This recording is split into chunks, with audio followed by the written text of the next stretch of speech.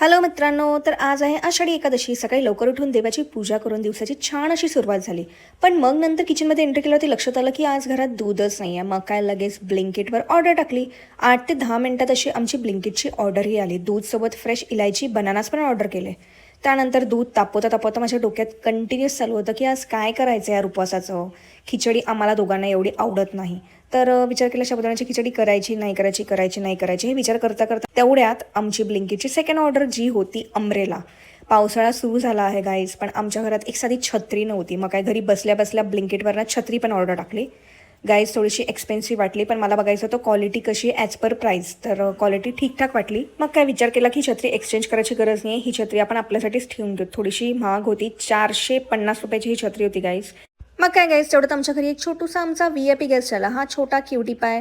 पण एक कंडिशन आहे, आजीला सोडून हा कोणाकडेच जात नाही गाईज. आजी जरा दिसेनाशी झाली की लगेच सर्च ऑपरेशन सुरू.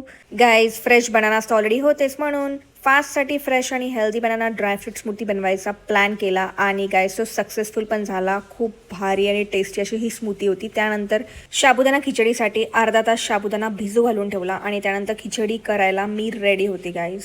खूप जास्त यम्मी आणि टेस्टी ही माझ्या हाताची खिचडी झाली होती. आणि ॲक्च्युअलमध्ये मी बिलीव्ह नाही करू शकत, इतक्या दिवसांनंतर मी खिचडी बनवली तरी एकदम फर्स्ट क्लास झाली होती गाईज.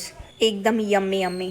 मग काय इव्हनिंगला मी कॉलेज रोडवर पोचलो. आमच्या फ्रेंडच्या बेबीचा, क्रिशू बेबीचा फर्स्ट बड्डे होता, म्हणून आधी गिफ्ट घेतलं आणि मग डायरेक्ट बड्डे सेलिब्रेशनला पोचलो.